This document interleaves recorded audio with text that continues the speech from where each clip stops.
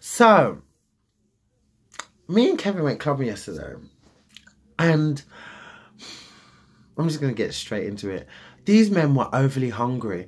And we was in a gay club. We went to Heaven, right? It was so irritating how hungry they were for women. Especially particular ones in particular. They were hungry. I saw a man, literally. He was sitting down like this. This girl just walked past the door. This is him.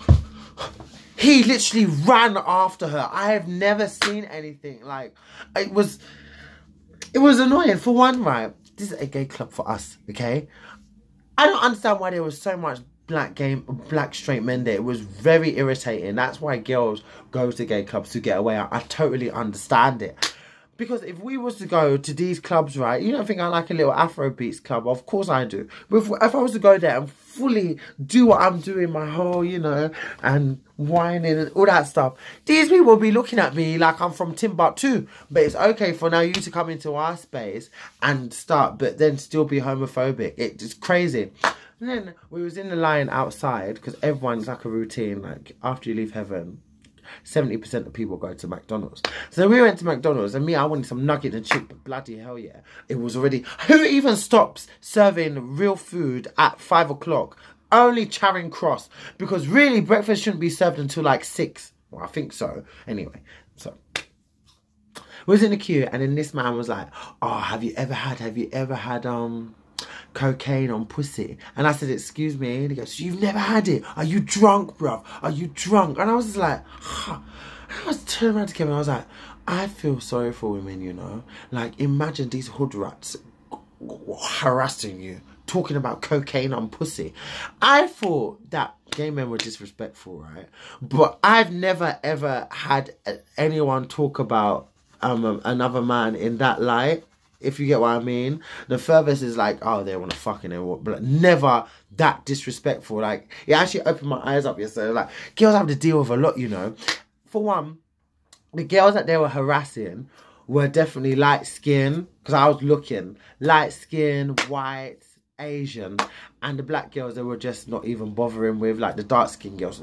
When I saw them in the light, they were really pretty, like very, very pretty girls. I was like, okay, that's typical. And it's just like that sort of sense, like, I feel like being dark skinned, being black can be a setback in a lot of ways within our own culture. So it's like, if they're complimenting you, it's like a backhand compliment.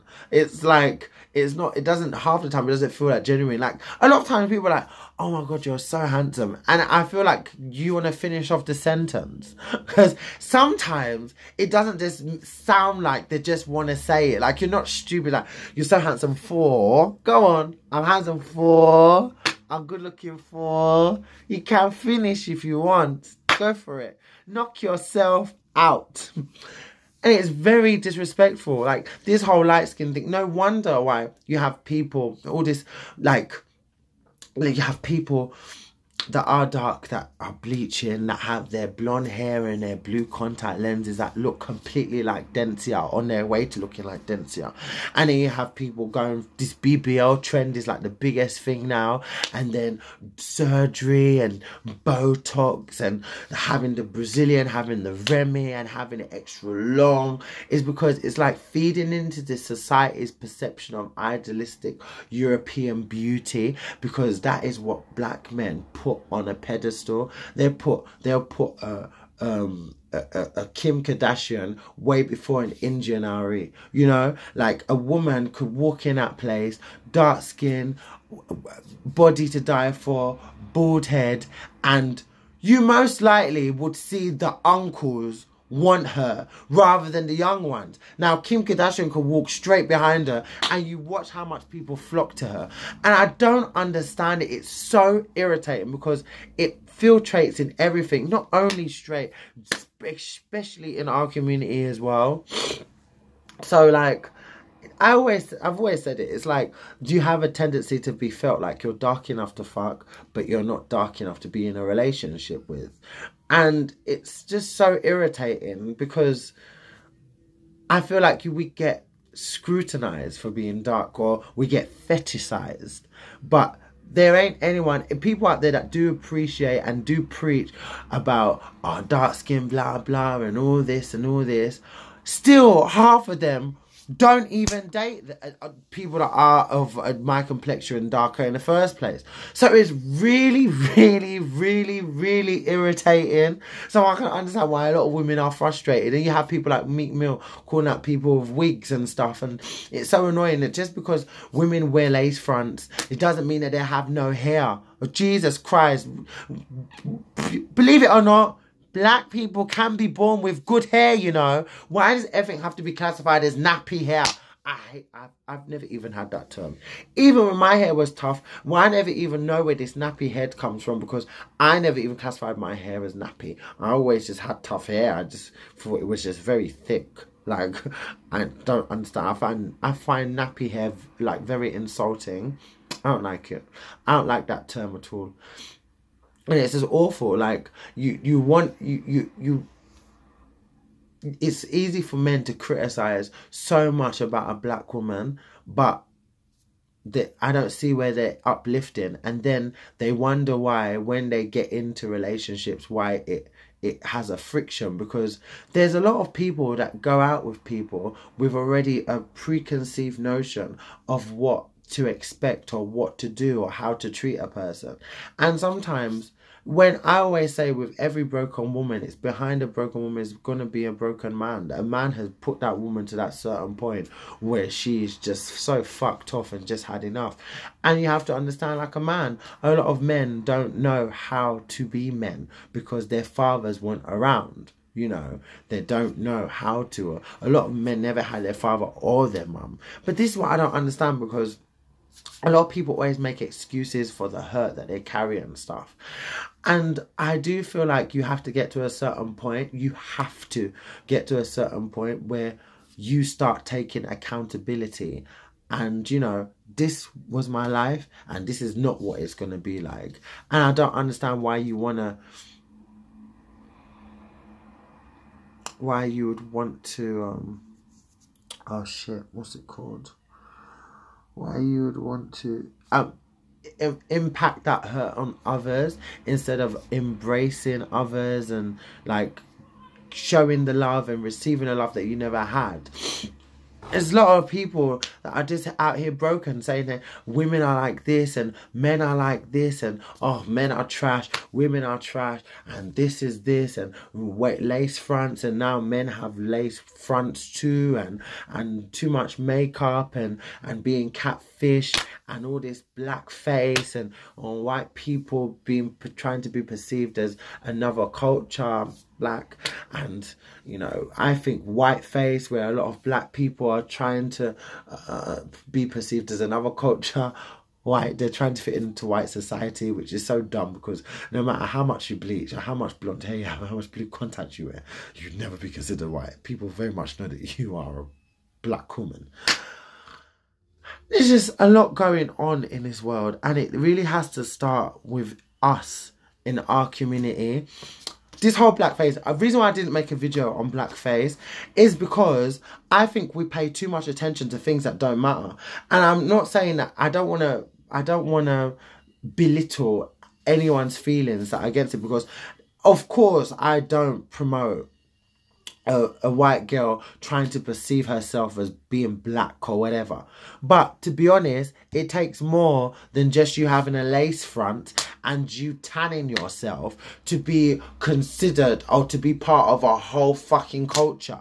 It takes more than that. So why am I going to pay attention to you? Because no matter how much you try to be, you will never ever be black. It's like no matter how much someone tries to fit into white society, you will never ever be white. You'd still be the black person in the room wherever you are. So I can't, there's more things that I have going on. There's more things that are important to me than for me to be stating the obvious. I don't need to walk into a place all the time and be like, yes, I'm black, it's obvious.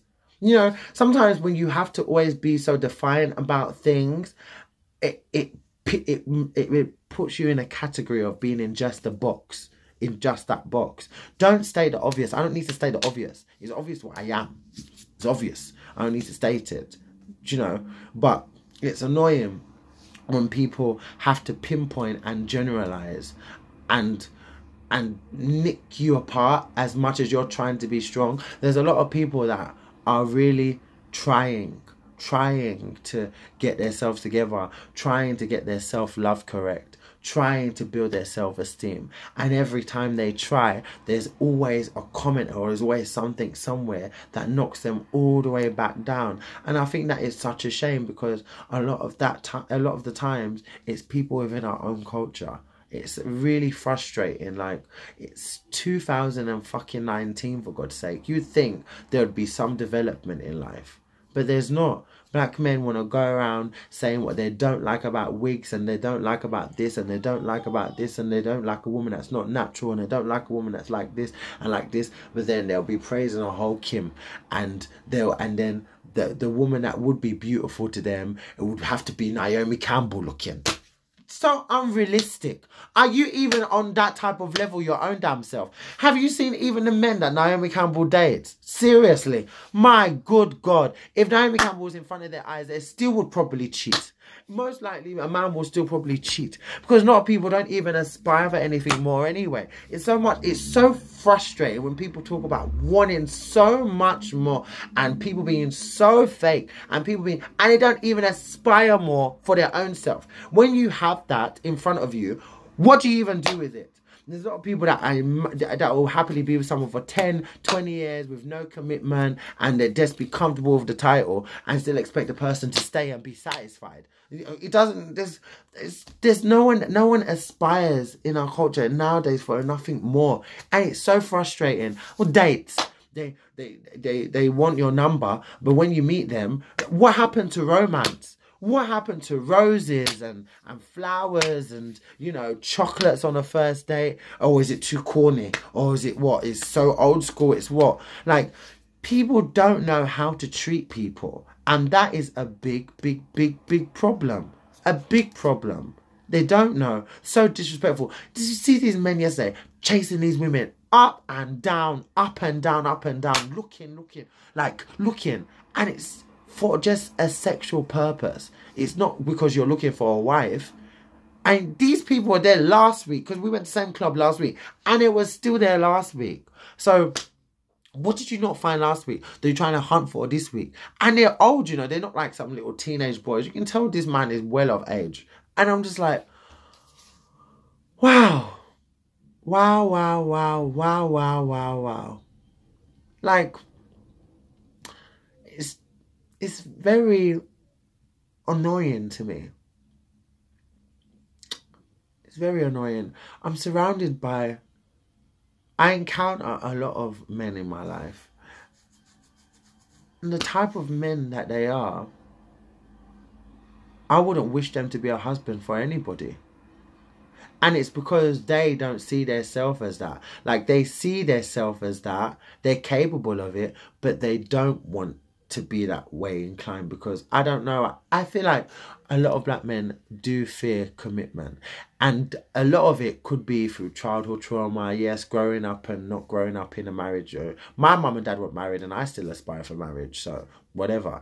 But that's just me, I suppose. I can't reflect how I feel on everyone else, but that just goes to show you that I don't feel like anything can really be an excuse for someone. I feel like you're meant to aspire for the things that you've never had. It's so you want to aspire for money and get in the bag and doing all of that, but you don't want to aspire for what I feel like is our purpose in this life, to love and be loved, and to create that home and create that family and have something live on. You don't want to aspire for that. I mean, how much sex can you keep fucking having with people? Just crazy. Jesus. But...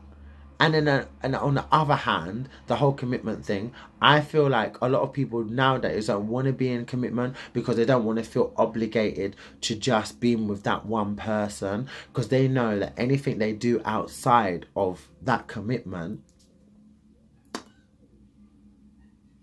they're going to have to feel guilty for. They're going to have to be accountable for their actions. And they don't want to be accountable for their actions. So it's easy to string you along with no title for them to have their cake and eat it, have their cherry on top, and not have to justify what they have to do to you because you're not anything. This is why I always say it's important to have that validation of what we are. Where are we going? Because a lot of people take the piss.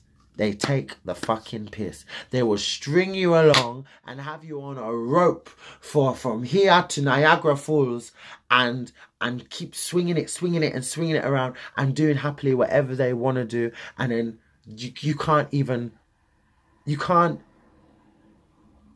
challenge it because you're not anything. So that is annoying. When you first meet people, it's so funny how you meet a man or you meet someone black. I'm talking about, I'm actually majority talking about black men, to be honest. You meet someone and it's so easy for me to have a conversation about sex. So easy.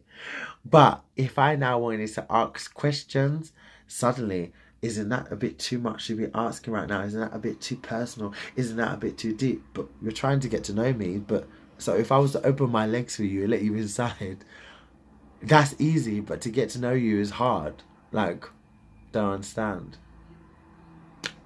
People don't even know how to make people feel nice to get what they want. You could get what you want off anybody, you know. Like, off anybody. If you make them feel a certain way. Dummy. And some people aren't even like, they don't even have to romance or anything. I don't understand. I just think we're at a lost cause, to be honest. I think the only change that can possibly happen is if you start to see... I feel like it's such a horrible thing that black love is a hashtag. And that it's actually a thing. It should be just as normal as going to the shop to buy yourself donuts or whatever. I don't think it should be anything that should be a rarity to see. But it is kind of rare to see. Like yesterday, some of you might not even want to hear this. Yesterday, it was like the first time that I seen two black men snogging. And I was just like, wow, they were awful. I mean, I was looking at him thinking, fucking hell, if either one of these two was have sex with each other, it's going to be so painful because they had no rhythm. I don't know what the hell they were doing from the waist down. But I could appreciate just seeing two black men kiss because it's never like that. I'm usually seeing always a black man and a white man, black man, white man, black man, mixed race. I've never seen two black, dark-skinned men snogging. And these two were so into each other and it was just actually nice seeing that.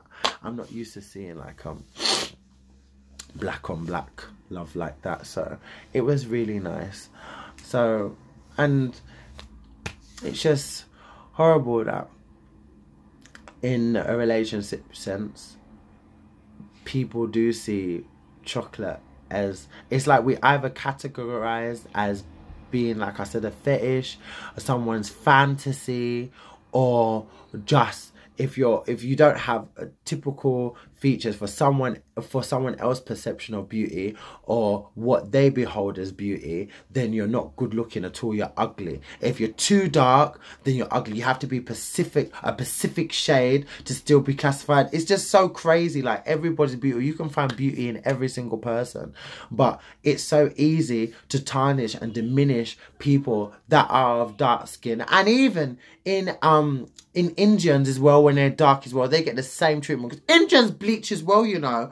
Oh my god, Indians bleach too. I remember when I was watching Big Brother and Shilpa Shetty was talking about it. Like, yeah, so it's just like, I don't understand like why we just can't be embraced, and why does there have to be a European standard of beauty? Why? Everyone is different. Every single person in this world is an individual. So I don't understand how you can have one perception of beauty and everything must wrap around that. I think people just need to learn to live in their truth and be who they are and be proud of who they are. And that should just be it. I think the more that you embrace yourself and not allow other people's insecurities or what other people perceive as beauty, like, their idealistic version of beauty to ever filtrate what you see as beauty within yourself, I feel like you'd be good, because I've definitely allowed a lot of that to filtrate through my 20s. That's why I'm so happy to leave it, to be honest, my 20s. Oh my god, you guys don't understand how happy I'm to leave my 20s and move on with my life.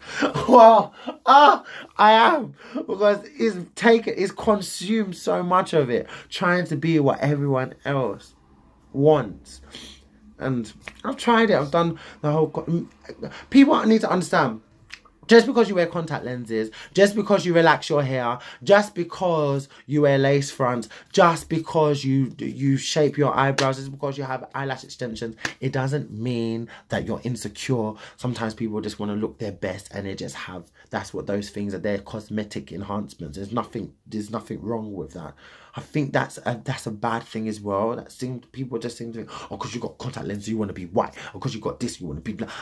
Doesn't mean I want to be a different culture. It just means sometimes I might feel like being green-eyed, and sometimes I might wake up with my natural brown eyes. It's not a thing. But before, I used to rely on them because I used to think like that's the only way that I could be seen as beautiful. I don't need to do that now. That's just called growth. But there are a lot of people that just do it just because. Change their hairstyle just because. Might be blonde tomorrow, might be blue next week. It doesn't mean that they don't like their race or who they are. It's just they're embracing their canvas. We're all human beings. Meaning that you can be whoever you want and embrace whoever you need to be happy. Do you know what I mean? Doesn't mean that I love who I am, and it's so funny because I never ever saw my race as an issue until I got older.